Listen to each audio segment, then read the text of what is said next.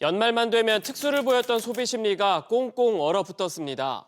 늘어난 이자 부담에 높아진 물가까지 가뜩이나 힘든 상황에서 계엄 쇼크까지 겹쳐선데요. 코로나19 팬데믹 이후 가장 큰 폭으로 악화됐습니다. 지갑 사정이 넉넉지 않다 보니 대출에 기대는 상황은 이어지고 있습니다. 길어지는 침체에 가게는 물론 기업까지 빚을 못 갚는 이런 상황 좀처럼 나아지질 않고 있습니다. 기사 연속으로 보고 오시죠. 연말 특수로 분주해야 할 거리는 오히려 한산하기만 합니다. 무조건 나오면 돈이 나가니까 최대한 외출을 자제하죠. 이거를 뒀다가 나중에 쓸까? 그전에는 이런 식이었는데 지금 당장 필요한 것만 쓰게 되니까. 여러 가지 상황이 좋은 여건은 아니죠, 아무래도.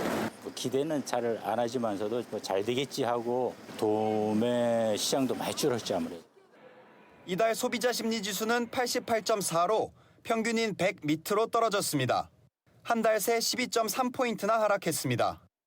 미국 대선 결과에 따른 수출 둔화 우려에 비상계엄 영향이 일부 더해진 결과로 풀이됩니다. 지금의 경기뿐만 아니라 앞으로의 전망도 어둡기만 합니다. 이달 초에 또 비상계엄 사태가 지수 하락 요인으로 추가되면서 큰 폭 하락을 하긴 했습니다. 일단 이 불확실성이 조속히 해결될 경우에는 소비 심리도 점차 회복이 될 수 있을 것으로 보입니다. 가계 수입 전망과 소비 지출 전망 지수도 6포인트 넘게 동반 하락했습니다. 이전보다 소득과 지출 모두 줄어들 것으로 소비자들이 전망한 겁니다. 따뜻한 연말이라는 말과 달리 경제 심리 지수가 빠르게 얼어붙은 상황입니다. SBS 비즈 이정민입니다.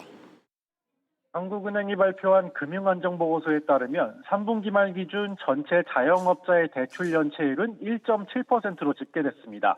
2분기보다 0.2%포인트 상승해 지난 2015년 1분기 이후 9년여 만에 최고 수준을 보였습니다.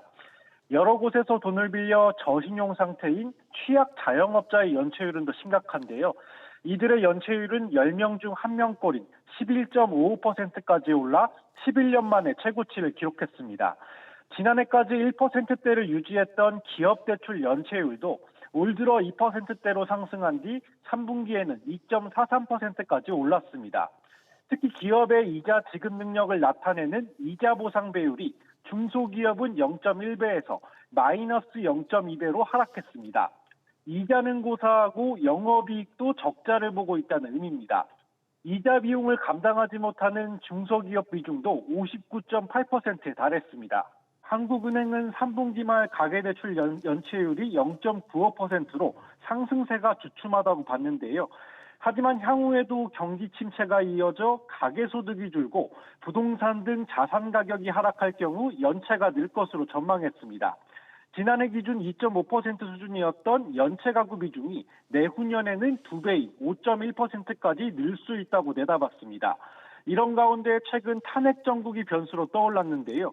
하지만 한은은 현재 가계와 기업의 채무 상환 능력과 금융기관의 건전성이 양호하다면서 금융시장이 안정적으로 유지되고 있다고 진화에 나섰습니다. SBS 비즈 김성훈입니다.